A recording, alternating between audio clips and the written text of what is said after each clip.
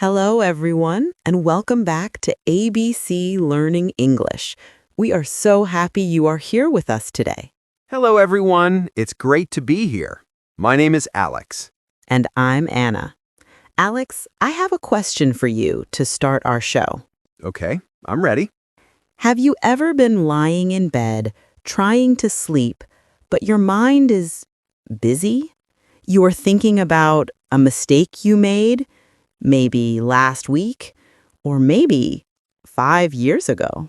Oh, yes, 100%. Or I remember something stupid I said at a party and my face gets hot. I feel bad even now, years later. Exactly. It's that feeling, isn't it? Or maybe it's not something stupid. Maybe it's something sad. A job you lost, a big mistake at work, a relationship that ended. Yes, a person who is not in your life anymore. And these thoughts, they feel heavy. That is the perfect word, Alex. Heavy. It feels like you are carrying a big, heavy bag on your back. You carry it all day, every day, and it makes you tired. I know this feeling. So what are we talking about today? How to carry the bag better? Even better. Today, we are talking about how to put the bag down. Today, we are talking about the art of letting go. Ah, letting go. That sounds beautiful. But Anna, it also sounds very, very difficult. What does it mean to let go? Does it mean I just forget? That is a wonderful question. And no, it is not about forgetting. Forgetting is often not possible. Our brains are built to remember.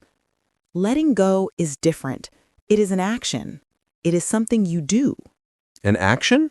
Like running or swimming? An action inside your mind. It is a choice.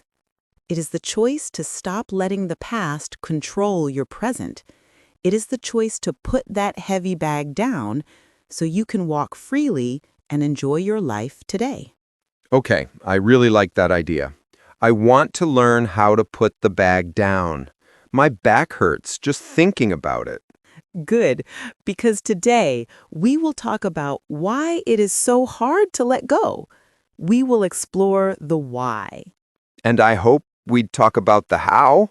Of course, for you, Alex, and for everyone listening, we will talk about how to do it. We will give you simple, practical steps you can use to start feeling lighter, starting right now. This sounds like a very important topic. It is, and it's important for our English learning, too. If we are afraid of past mistakes, like a time we spoke and someone laughed, we become afraid to speak today. That is so true. I am stuck. So, this topic is for our life and for our English. Let's begin. Okay, Anna. So, we all have these heavy bags from the past. Why is this such a big problem? I mean, everyone has regrets. Everyone has sad memories. Is it really so bad? That's a fair question, Alex. It's normal to have these memories. The problem is not the memory. The problem is when we get stuck. Stuck? What do you mean, stuck?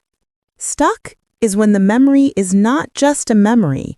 It becomes the boss of your feelings and your actions today. The boss of my feelings? How? Let's imagine you want to apply for a new job, a better job. You feel excited, but then a voice in your head says, "Hey, wait, remember that time you had an interview and you failed? You were terrible. Don't do it. You will fail again." Oh, yes. I know that voice. In that moment, the past is the boss. The past is making your choice for you. The past is stopping you from growing. So the problem is that holding on to the past stops us from doing things in the present. Exactly. It stops you from taking good risks. It stops you from trusting new people. Maybe a past relationship was bad, so now you believe all new people are bad. It stops you from being happy now because you are still angry or sad about then. It steals our happiness today. It really does. It's like trying to drive your car forward, but you are only looking in the rear view mirror, the mirror that shows you what is behind you. You are going to crash. Precisely. You cannot move forward if you are only looking back. Okay, that makes sense. That is a big problem. So, why? Why do we do this? Why do our brains hold on to these bad feelings so tightly? It doesn't feel good. This is the why part, and it's so interesting. The first reason is our brains are designed to protect us. Protect us? How? By making us feel terrible? It sounds strange, but yes, your brain remembers a bad event, a failure, a broken heart, a moment you felt stupid, and your brain says, warning, danger, that hurt. Let's think about this again and again and again and again. Why? Because your brain thinks, if I think about this bad thing all the time, I will never let it happen again. Your brain is trying to help, but it is using the wrong tool. So my brain is trying to be a friend, but it's actually just being annoying. Exactly. And we have a great vocabulary word for this. This action, thinking the same bad thoughts again and again, is called rumination. Rumination. That sounds complicated. It's a C1 word, but the idea is simple for A2. Imagine a wheel spinning in mud. The wheel turns and turns and turns, but the car doesn't go anywhere. It just gets more stuck. Wow. A wheel spinning in mud. That is the perfect picture for what my mind does at 3 a.m. I am ruminating. We all do it. And this leads to the biggest mistake people make. Alex, when you are ruminating, what do you think you are doing? I think I am solving the problem. I am trying to understand why it happened. I am trying to find an answer. Exactly. That is the trap. We think we are solving the problem, but we are not. We are just feeling the pain again and again. Problem solving is about the future. It sounds like, what will I do differently next time? Or, what can I learn from this? Rumination is only about the past. It sounds like, why did this happen? It was so bad. Why me? I am so stupid. So, mistake number one is thinking that rumination is useful. But it's not. It's just a trap. Yes. And there's another reason we get stuck. Sometimes the past was not bad. Sometimes the past was perfect. Oh, you mean the good old days?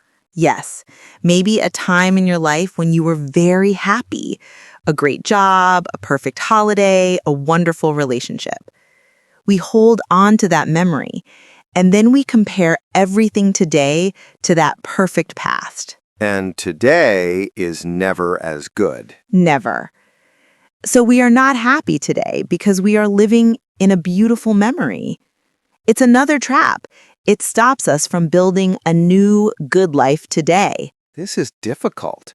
We get stuck in bad memories and we get stuck in good memories. We get stuck in anything that stops us from living right now. This is a very personal topic. And to make it real, I think we should share our own stories. I will share a story about how I was stuck. Really? You, Anna, you always seem so calm, so in control. Oh, thank you. But no, for many, many years, I was stuck on a mistake I made in my very first job. What happened? It was a big mistake. I was young, maybe 22 years old. I had to give a big presentation to an important client, and I gave them the wrong information. Not a small mistake, a big, expensive mistake. Oh, no. Oh, yes. My boss was angry, the client was angry, and I felt so small, so stupid. I wanted to disappear. That sounds terrible, Anna. It was. But here is the important part. The mistake was finished in one day, but the pain from that mistake, I carried that heavy bag for years. Years? How? Every time I had to do a new presentation, even 5 years later, my hands would shake. I would check my work 10 times. No, 20 times. I could not sleep the night before. I was always thinking, I am the person who makes big mistakes. I will fail again.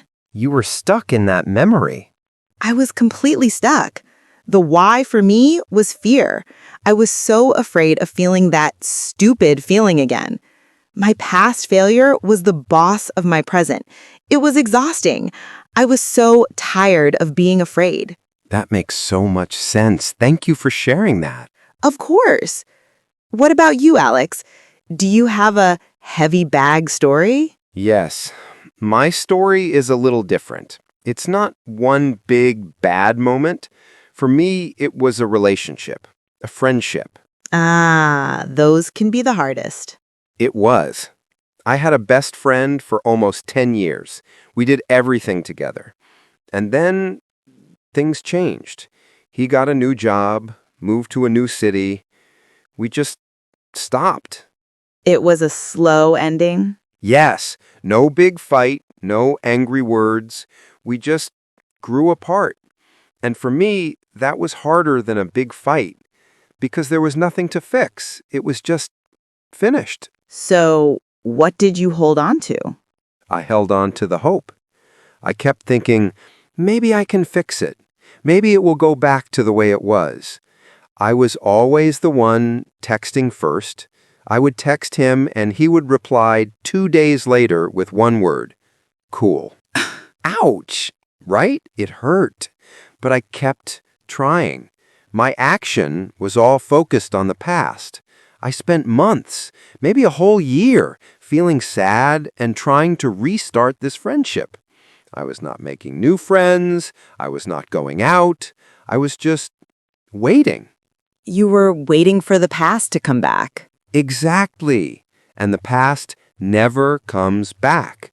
For me, the how-to part was not about doing something. It was about stopping. I had to stop texting. I had to stop checking his social media. I had to accept that it was over. That is so powerful, Alex. You had to let go of the hope for a different past. Yes. And it was only when I let go, when I finally put that heavy bag down, that I looked around and saw, oh, there are other people. I can make new friends. It was very, very hard. But my present started to get better. Thank you, Alex. These stories show the two sides. My side was being stuck in a bad feeling about myself, a failure. And my side was stuck trying to fix something that was already finished. And in both cases, the past was stealing our present. Okay, I understand the why now. I feel it. So, please, Anna, the big question. How do we actually do it? How do we put the bag down? Okay, this is the practical part.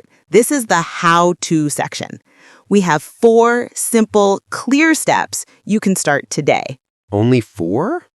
Okay, I'm ready. I have my imaginary notebook.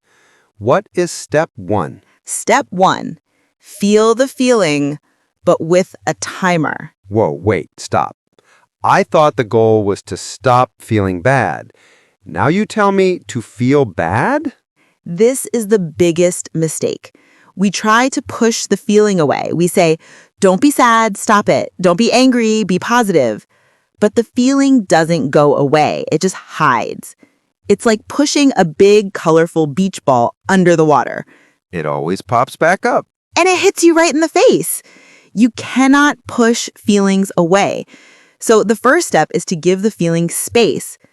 But, and this is the how-to part, we do it in a safe, controlled way. We use a timer. A timer? Like on my phone? So I set a timer for 10 minutes and I just feel terrible? Yes, exactly. For 10 minutes, you give yourself 100% permission to feel the feeling. You say, for 10 minutes, I am allowed to be angry about this. I am allowed to be sad about this. You can write in a journal. You can listen to a sad song. You can just sit and feel it. And what happens when the timer finishes? When the timer dings, you are done. You stand up, you wash your face, you clap your hands and say, okay, that is all the time for that feeling right now. And you go do something completely different. Something physical is great.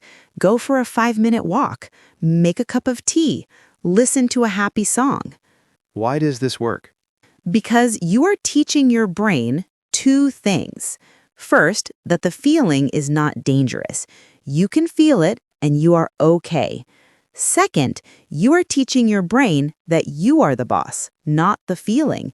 You give it a time and a place. Okay, I like that. It's not never feel sad. It's feel sad from 3 to 3:10.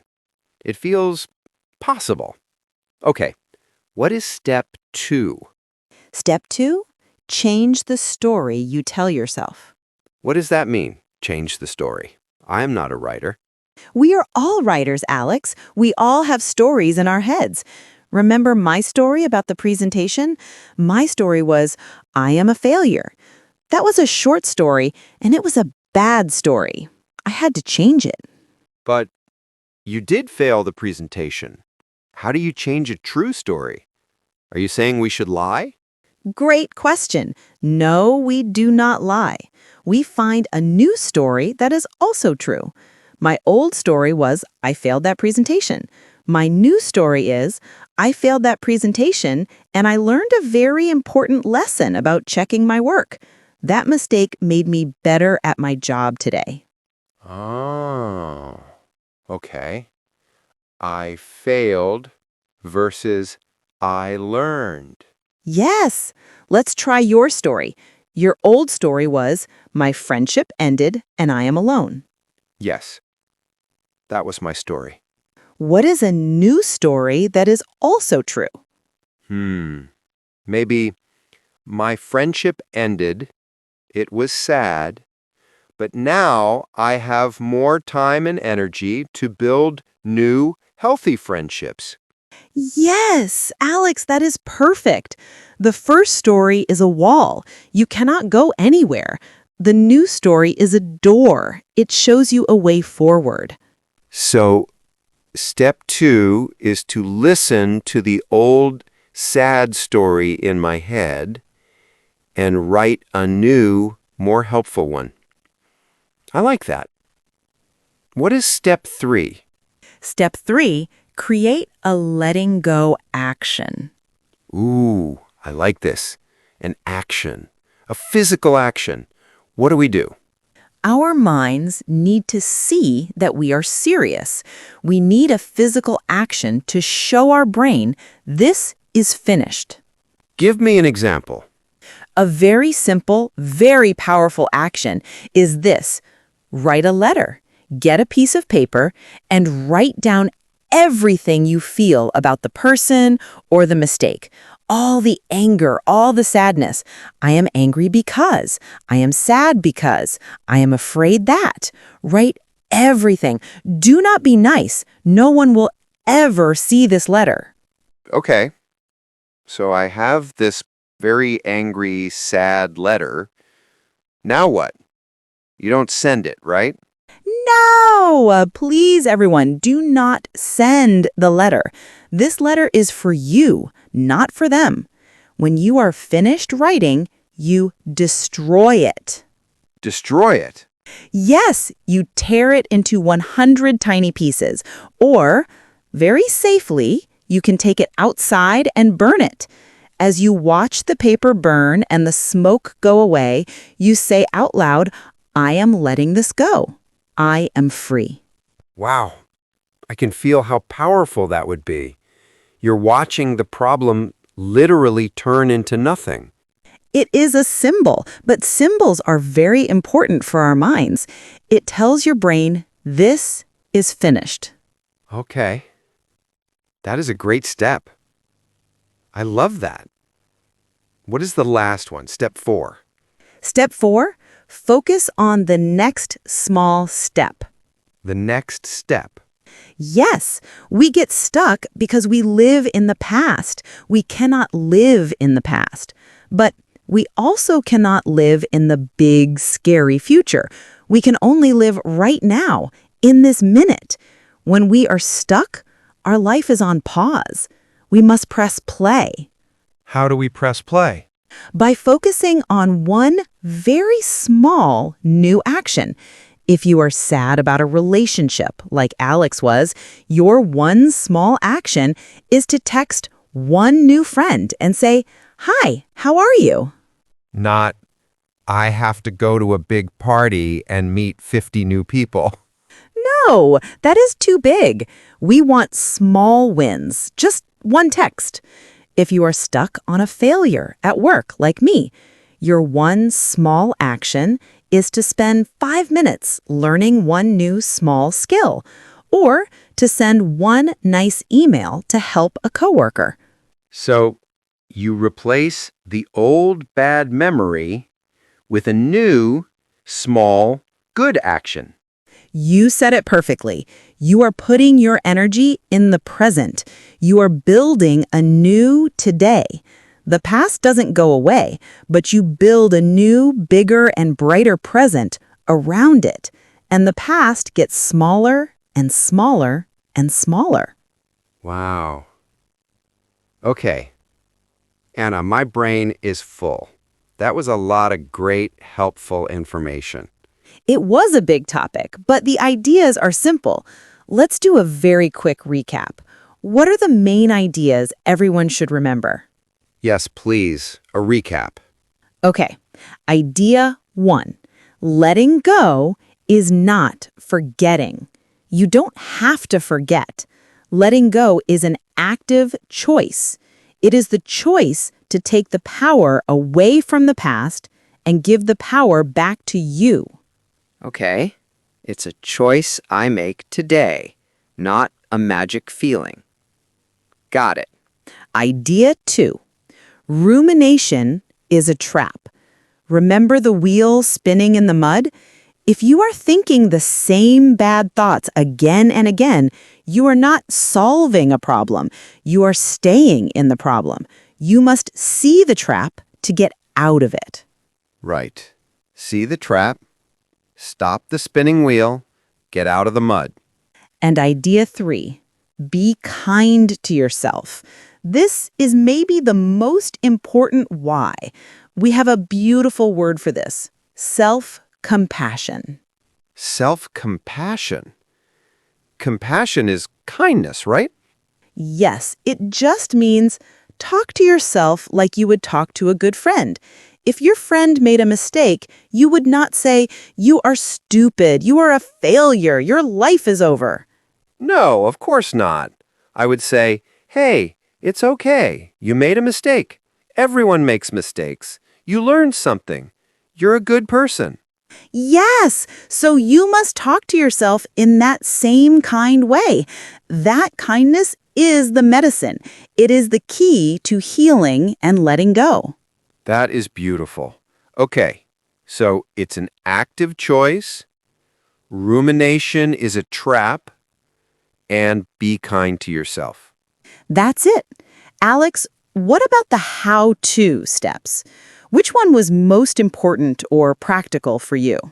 For me, the most practical step, the one I will do, is step 3, create a letting go action. I love the idea of writing that letter. The physical action. Yes, writing down all my secret angry feelings and then destroying it. It feels so final. It feels like I am doing something, not just thinking. I am going to try that. That is wonderful, Alex. And for everyone listening, we hope these 4 steps help you feel a little lighter too. We have a question for you. Please leave a comment on this YouTube video. What is your story of letting go? Or which one of these 4 steps will you try this week? Yes, please tell us in the comments. We read all of them. And when you share your story, it can help another person feel less alone. That is so true. Your story is a gift. And if this episode was helpful for you, please do us a small favor. It really helps our channel grow. Please like this video and be sure to subscribe to ABC Learning English so you never miss an episode. We are so grateful that you spent this time with us today. Remember, your past does not have to be the boss of your present. You have the power to put the heavy bag down starting today. Thank you for listening. Bye, everyone. See you next time. Goodbye.